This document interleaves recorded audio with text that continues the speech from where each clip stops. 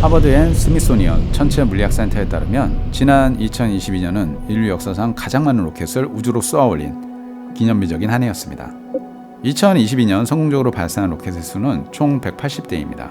2021년보다 44대 더 많았는데요. 발사된 대표적인 로켓은 미국 스페이스X의 펠컨 9과 중국 정부가 발사한 창정 5호, 나사의 오리온 로켓을 달로 보냈던 SLS 우주 발사 시스템 외에 여러 국가와 기업의 로켓이 포함됩니다. 가장 많은 로켓을 쏘아 올린 스페이스X는 지난 1년 동안 총 61대의 로켓 발사에 성공해서 전체의 3분의 1이 넘었습니다. 발사 주기로 보면 평균 6일에 한 번씩 펠컨 9 로켓을 궤도에 발사한 셈인데요. 스페이스X의 발사 대부분은 자사 서비스인 스타링크 통신 네트워크 위성을 포함해서 미국 공군과 다른 나라의 위성 등의 상업용 페이로드를 탑재한 것입니다.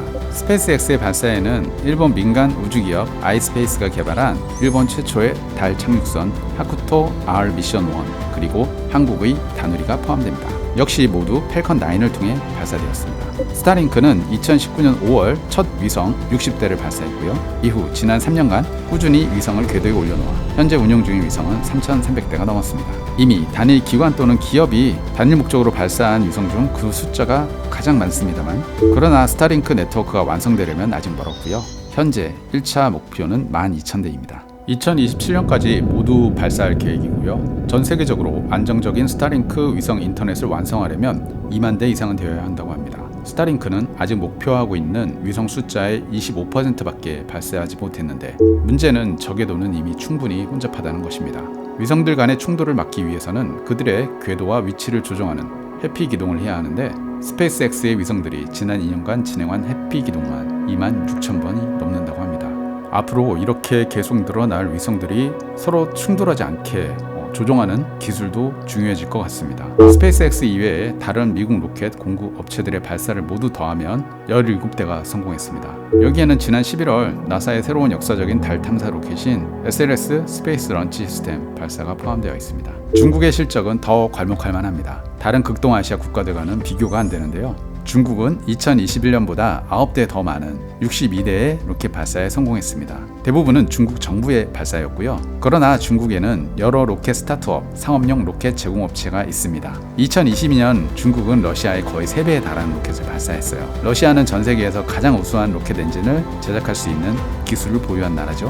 미국과 우주 개발 역사를 함께 써온 나라입니다. 그러나 이제 중국이 러시아를 대신하는 미국의 강력한 라이벌이 되고 있어요. 창정은 중국을 대표하는 우주 발사체 시리즈로 지난 10월 중국은 태양 관측소 콰프 1호의 발사에 성공했습니다. 또한 11월에 중국의 독자적인 우주 정거장 탱궁을 완공했는데요.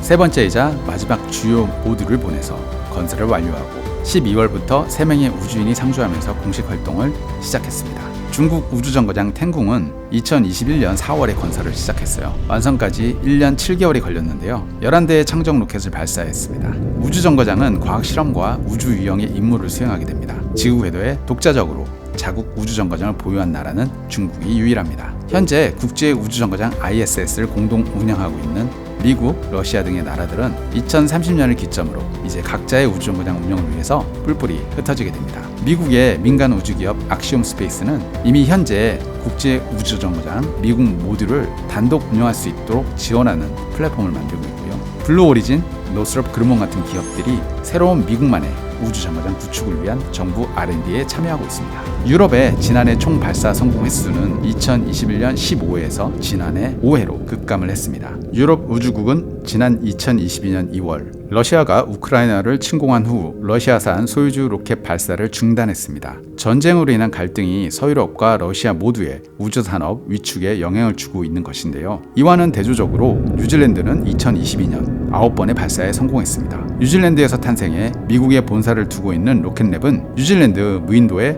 구축한 전용 발사장에서 상업용 페이로드를 궤도로 보내고 있기 때문입니다. 올해의 전 세계 로켓 발사 대수는 지난해 기록을 갱신할 것이 거의 확정적입니다. 가장 큰 빅 이벤트는 펠컨 9에 이어 새롭게 선보이는 슈퍼 헤비 로켓으로 스타쉽 우주선을 지구 궤도에 발사합니다. 이를 포함해 2023년 스페이스X 올해 목표는 100대 이상의 로켓을 발사하는 것입니다. 우주 산업은 민간이 주도하는 이른바 뉴 스페이스 시대로 넘어가고 있습니다. 정부나 기관은 의사결정 과정도 느리고 비용의 경제를 구현할 만한 주체가 아니라는 것을 나사와 스페이스X가 잘 보여주고 있죠. 여기에 한국의 우주 스타트업들의 활약도 앞으로 기대해 보겠습니다. CNPN이었습니다. 감사합니다.